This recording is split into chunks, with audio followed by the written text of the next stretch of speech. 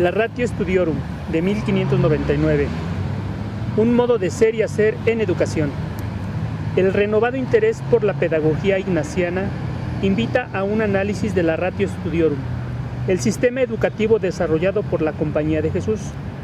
Pedagogía y didáctica se unen en la concepción ignaciana de la educación, y cuando los jesuitas en 1599 aprobaban la Ratio Studiorum, ofrecían la organización de un currículo, sistematizaban la información del maestro y aplicaban una particular metodología. Hoy, la pedagogía ignaciana tiene total validez, es compatible con cualquier metodología y necesaria en función del protagonismo del estudiante en el proceso del aprendizaje. Sintoniza con las ideas contemporáneas de aprendizaje y mucho más formado el más importante modo de ser y hacer en educación. La Contrarreforma surge en 1560 con el pontificado del Papa Pío IV como respuesta al resurgimiento católico ante la reforma protestante de Martín Lutero y finaliza con la Guerra de los 30 Años en 1648. Entre sus objetivos estaba la renovación de la Iglesia y acabar con el avance de la doctrina protestante. En cuanto a la educación, en este periodo de la historia podemos hacer mención a la Compañía de Jesús y su fundador Ignacio de Loyola. La finalidad de esta orden era difundir la fe católica y la educación, siendo la enseñanza la principal actividad de la orden.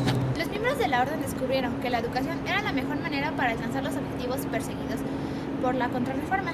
Las circunstancias de la época les obligaba a crear sus propias escuelas, las cuales tuvieron éxito y pronto se expandieron por todo el territorio. Se especializaron en las técnicas de enseñanza afectiva y enseñaron temas seglares además de los religiosos. Dentro de la obra de Loyola, Constituciones, encontramos un programa de educación cristiana, basado en el programa vigente de la época denominado Studia Humanitis.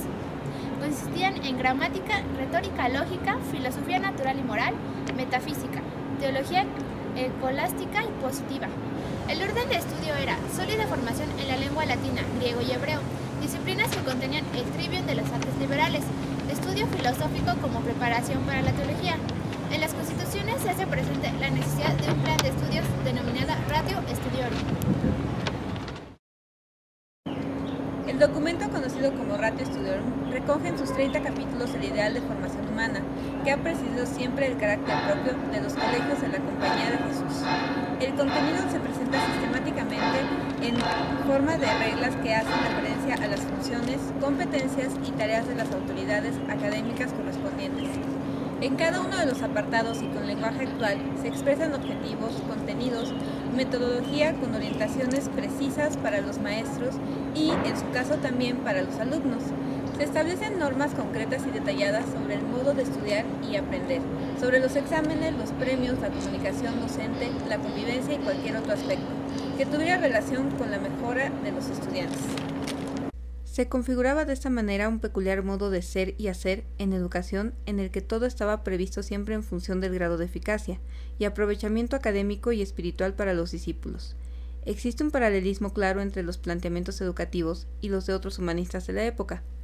Conviene no olvidar, en este sentido, que Ignacio de Loyola conoció en París el ambiente universitario, el modo de actuar de los maestros y por tanto los programas de estudio de los reformadores, comunes con los de la Ratio Studiorum. Lo peculiar de la ratio es el método procesual del aprendizaje y haber conseguido un sistema organizativo completo, en que la articulación de niveles, grados y cursos se implicaba progresivamente, como también se implicaban en la relación de los proyectos educativos las autoridades académicas, los profesores y los alumnos, teniendo como gran objetivo la educación integral de los estudiantes.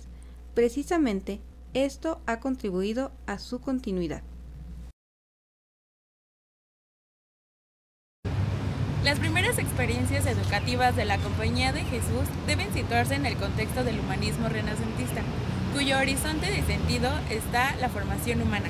Existen tres fechas importantes en la elaboración de la Ratio Studiorum: 1548, 1586 y 1599.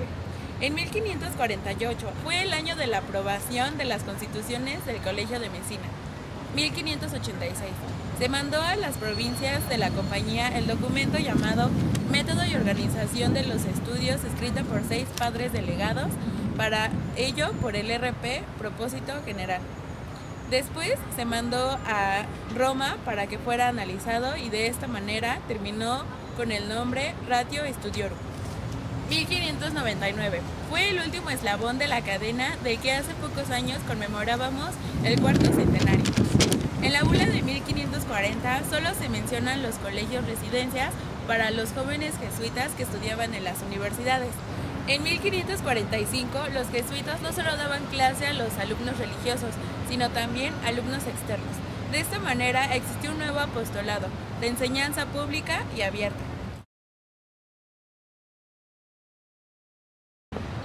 La formación en letras comprendía el amplio campo del saber humano científico que, posteriormente, se integraría con el conocimiento teológico, meta a la que debían orientarse los demás saberes. Desde el punto de vista académico, la Ratio Studiorum comprende 3 grandes ciclos. El primero, de estudios inferiores, se estructura en 5 años y en ellos se destinan 3 cursos a gramática, elemental, media y superior, 1 a humanidades y 1 a retórica, con las clases distribuidas en 2 semestres y los contenidos estrechamente relacionados entre sí. Se permitía a los alumnos más aventajados pasar al grado superior en el segundo semestre. El segundo y tercer ciclo corresponden a los estudios superiores. En el segundo se organizaba el currículo de filosofía en 3 años, dedicados a uno a la lógica y matemáticas, otro a física y ética y el último a metafísica, psicología y matemática superior. El tercer ciclo de estudios de teología se cursaba durante 4 años por los aspirantes al sacerdocio.